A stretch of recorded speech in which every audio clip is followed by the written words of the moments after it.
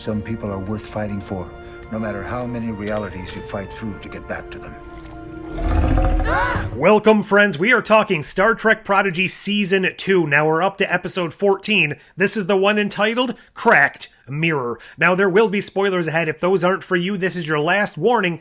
Let's go ahead and talk about the show. Prodigy just did its take on the episode Shattered from Voyager. Now, it's technically kind of the second time they've done this. In Season 1 in Time Amok, they did a similar concept, breaking the ship into different flows of time, but this is really more of a direct lift in a direct kind of comparison because the ship is fractured into alternate timelines, mostly based on different paths occurring because of choices made within Star Trek Prodigy. A couple of the choices were based on things prior to Prodigy, however, and also a main real kind of component of this was featuring the mirror universe. Of course, based on that title, everyone probably knew that's where we were going. Now, while I loved this episode, and frankly, I love the episode Shattered as well, a 20-minute episode honestly isn't really enough to fit in all of the fun we could have had here. Had they made it a two-parter or a three-parter, or had this actually been a 45 to 50-minute show like the main Star Trek shows, I think they could have fit a lot more in, because they were trying to cram in universe hopping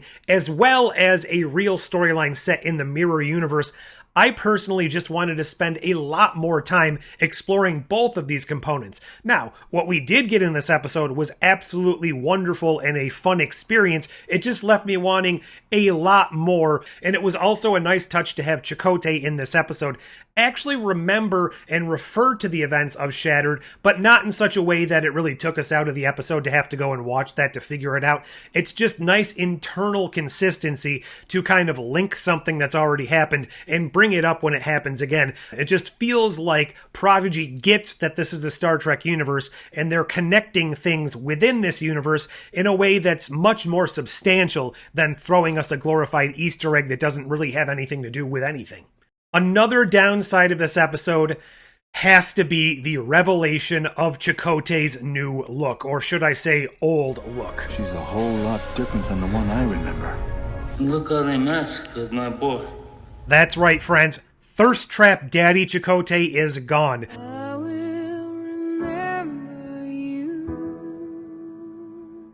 Now, thankfully, he wasn't there that long before he went to the mirror universe and had to put on that fake goatee, so I imagine that's part of the reason they actually made him shave in this episode, so that we could have that cool kind of aesthetic going on. Before we get to the mirror universe, we do get to visit some other interesting things. They think they have fixed the proto-warp, they've gone back to the Voyager A, he thinks he's going to get that grand reunion with Janeway.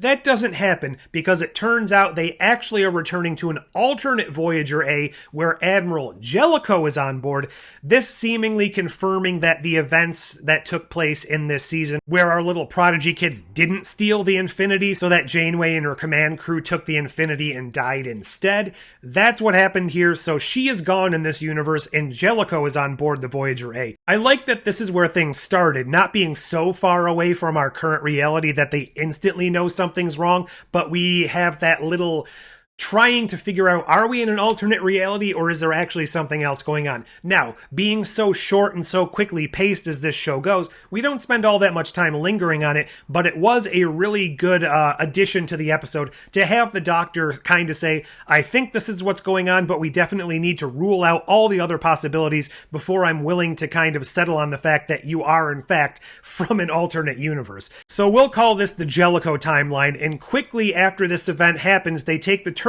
lift and our team is split up for the first time, and they don't reunite until the end of the episode. This, I think, is one of the places we had a missed opportunity by making it such a short episode, because Rok-Tahk and Zero are split from the group here. They end up in a Starflight / Tuvix timeline. Hashtag release the Tuvix cut, because I really want to see this. We didn't spend any time there. We got maybe 1 or 2 scenes. Just wanted more of this. This could have been a fun, great adventure just on its own. Maybe, for all I know, that's actually going to be the next episode and we're going to see it from a different perspective. But frankly, I don't think that's going to be the case. Maybe this will get explored in a comic or something down the line, but just something of a missed opportunity. But that's not a bad thing, because making such a good show that makes you want to see other outcomes and other kind of side quests is a testament to just how fun Prodigy can be. While Rock and Zero are in the Tuvix timeline, we get the Okana timeline with the rest of our crew, and this is kind of the darkest timeline. It's very reminiscent of the last season of Star Trek Discovery, where they jumped into the future to a timeline where they failed and the Federation fell.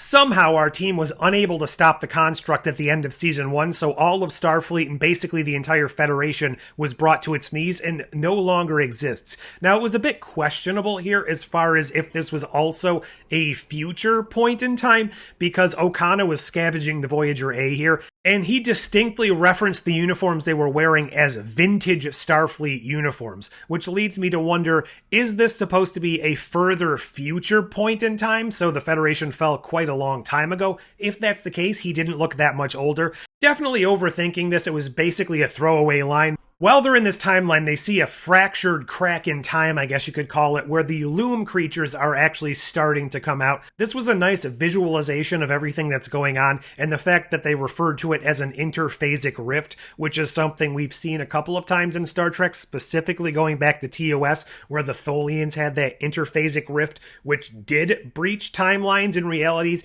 even though at the time we didn't know it went to the mirror universe. That's where it did lead.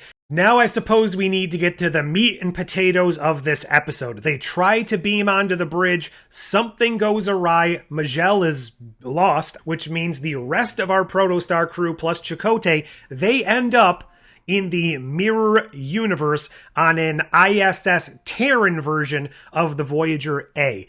Alright, so possibly this is a little confusing for people that only watch the Mirror Universe stuff on Star Trek, because in the original series, yes, there was the Teran Empire. DS9 kind of threw everything on its head and kind of seemingly showed us that the Teran Empire no longer existed. This is seemingly drawing upon beta canon for explanations and reasons as to why the Teran Empire still exists. So in the novels and some of the comics, and I don't know, maybe Star Trek Online, I'm not well versed in that lore whatsoever, the Teran Empire still exists within the Mirror Universe, but they've been kind of beaten back to a pretty small area of territory. So all the stuff in DS9 doesn't contradict the stuff going on here, and I think it's a nice kind of wink and a nod to the beta canon to include this version of events while not outright overwriting other events. And that's something Prodigy has had a pretty good track record with, just sprinkling in little bits of canon that come from the novels and the comic books. In the Mirror Universe, we got a lot of the stuff we would expect. We got different versions of our characters, evil versions of Janeway, Chakotay. Really fun to see for the first time on screen a TNG-esque era Teran Empire alternate Mirror Universe characters. Now here is where I was a slight bit disappointed. We didn't get to see any Mirror Universe versions of anyone else, really. So while it probably logistically wouldn't make sense to have Mirror Universe versions of the Protostar crew on the Voyager A in this timeline to have mirror variants of themselves, it definitely stood out to me that all of the soldiers on the ISS Voyager were kind of helmeted up and wearing suits, probably because they didn't want to have the rest of the regular Voyager cast as Mirror Universe counterparts. I think it was a missed opportunity to at least show a couple of them, even if they weren't getting them in to voice their characters. Now, maybe that was story-based because it would undercut their reappearance later in the season, assuming we're going to get them back together at some point at all. It just would have been nice and feel a little bit more genuine if they were to do something along those lines. All of these little nitpicks and negatives I'm mentioning did not for a second make me dislike the episode. They're just things that I personally wish would have been in the episode, or I think could have added another component to make it even stronger or even better. But what we received in this episode was one hell of a fun time. Kind of also interesting to see Chakotay really getting into his Mirror Universe character. He gruffed up his voice when he was giving commands to the computer, even though there were no other versions of the Mirror Universe people in that room. It was only him wearing the fake grease paint goatee and the Prodigy kids that came with him from the Prime timeline. So the fact that he was still getting into character by gruffing up his voice to be Mirror Chakotay, I thought that was a fun character choice that really added to the tapestry of this episode. And for the first time since this show started, we get that actual reunion moment between Prime Chakotay and Prime Janeway, and technically, the EMH doctor is there as well. And I really did like the fact that it sort of subverted the expectations of getting a real emotional reunion